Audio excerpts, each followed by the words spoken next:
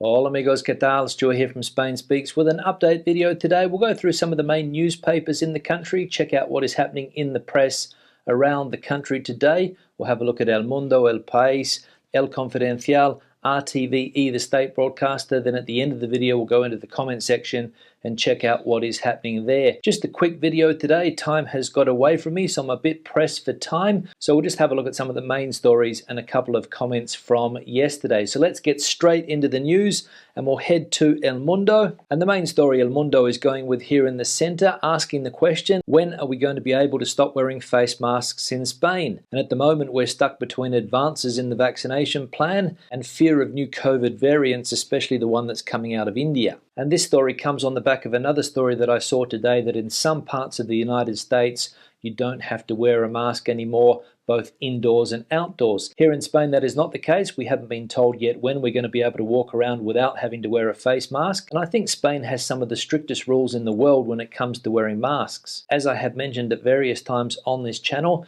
and people living in Spain, of course, will know that you have to wear a face mask basically everywhere you go. For example, if you are in a city, town, or village here in Spain, and even if you can maintain a safe distance with another person, you have to wear a face mask by law. And the only times you are allowed to take them off is if you are practicing exercise, or if you have a health condition, or you're walking in the middle of the countryside and there's no one around. But apart from that, face masks are obligatory. And there's even talk that kids at school next year are still going to have to wear a face mask in the classroom. So that is the question of the day that El Mundo is asking. When are we going to be able to take them off? Now back into the newspaper, and there's some more news here about vaccines and Madrid in particular. And the headline reads, breaking news, people in Madrid from the ages of 50 to 55 will be called up to receive their vaccinations from next Monday at the Wanda Football Stadium and the Wheezing Concert Hall. So that means me. I am a Madrid resident. I am between the ages of 50 and 55, and I imagine that I'm going to get a phone call or an SMS message next week sometime, or maybe the week after, to tell me that I have an appointment to be vaccinated at one of those two centres. And I think I mentioned a couple of days ago that it's going to be with the Janssen vaccine. So sooner than expected, if I'm honest with you. Now we'll leave El Mundo there, go into El Pais, check out what is happening there. And one of the main stories El Pais is going with is the fact that not many people are passing away from COVID anymore. So we'll click on that one. And the headline reads that 8 autonomous communities here in Spain register less than 10 deaths from COVID in a week. Murcia, the Balearic Islands, Cantabria and La Rioja reported less than one daily death between April the 19th and the 25th. And that is very good news regarding the health crisis here in Spain. And I think that that reduction in the amount of deaths is due mainly to the vaccination campaign that we have around the country. As we know, people over the age of 70 here in Spain, the majority have been vaccinated. People over the age of 80, I believe, have completed their vaccinations. And that's been the objective all along here in Spain, to save lives. Now we'll go into the English section of El Pais, and we can see that they're also going with that headline there on the left. 8 Spanish regions record fewer than 10 COVID deaths in a week. Just below that, we can see another headline about mask wearing. Spain wants to keep face masks and distancing at schools during the next academic year. And the main story they're going with there on the right, fears loom in the Spanish tourism industry as restrictions in Britain, Germany threaten summer rebound. Visitors from both countries are the key to the success of Spain's high season and its economic recovery from the coronavirus crisis. And that headline there related to the fact that Spain is not on the UK's green list yet. And if people from the UK don't come, and if people from Germany don't come, because as we saw, they also mentioned Germany there. Don't know what the problem is there, but maybe the German government is advising against travel to foreign countries this year. That could also be the case. And places like Mallorca, which basically depend on British and German tourism, are going to be in for a bad summer. And as I have said numerous times on this channel over the last couple of months, tourism is fundamental for the economies in places like the Balearic Islands, the Valencian coast, the Costa del Sol, and if people don't come, those places are not going to recover. Now we'll leave El Pais there, go into El Confidencial. We'll have a look at the vaccination campaign here in Spain.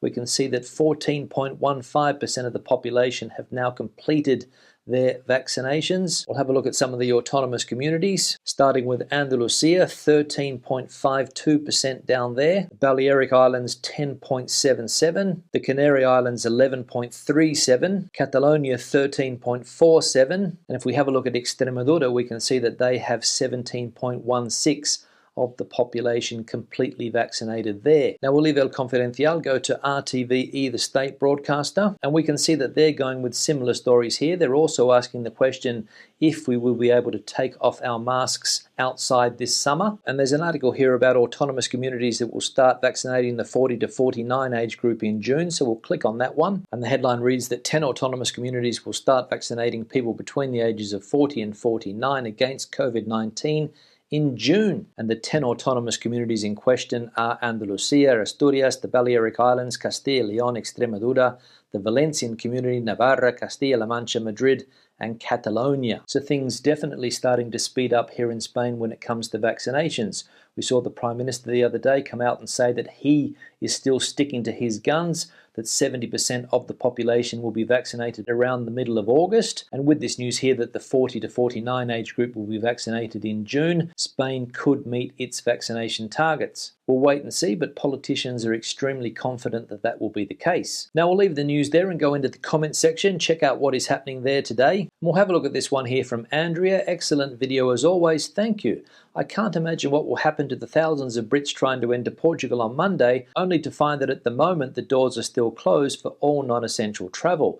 Does the Portuguese government work over the weekend in order to lift the ban in time? Oops. Yeah, Andrea, thanks for the comment. I did read that in some of the British newspapers today, that Portugal still does not allow people from the UK to travel there for non-essential reasons. And of course, as we know, Portugal is on the UK green list, and people in the UK are soon going to be allowed to travel. And as we saw yesterday in the headline, bookings to Portugal have skyrocketed in the UK. And I think Portugal has decided to extend their state of alarm, state of emergency, or state of calamity, I think they're calling it there, until the end of the month. So what does it mean for people that have holidays booked? Don't know. Are they going to be able to enter Portugal? Don't know. These are the doubts that a lot of people have at the moment. And I also read recently that the Champions League final is going to be held in Porto this year.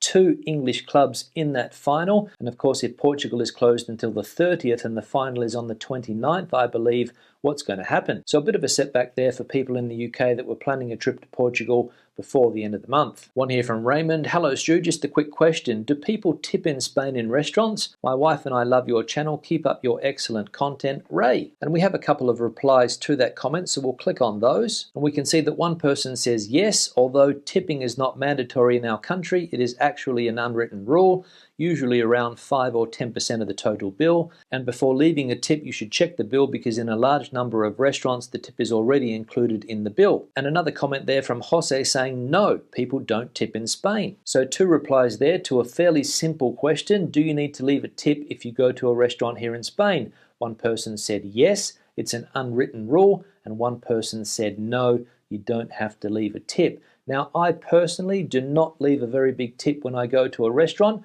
I do leave something, maybe €1, maybe €1.50, maybe €2, depending on the size of the bill and if the service was good. Do I need to leave a tip? The answer is no, because tipping here in Spain is not mandatory. It's not compulsory. It's not obligatory. You do not have to leave a tip. And that comment there that said that tips are sometimes included in the bill, I have never seen that on a restaurant bill here in Spain. I know that in the UK, the last time I went, you could see a 12.5 service charge added to the bill, but that doesn't happen here. On the bill, you will have a list of all of the things that you have consumed in the restaurant, the food, the drinks, etc. And the bill will be the total sum of those items plus VAT. And most people, as I say, leave a couple of euros or even less if they have had good service and they enjoyed the meal.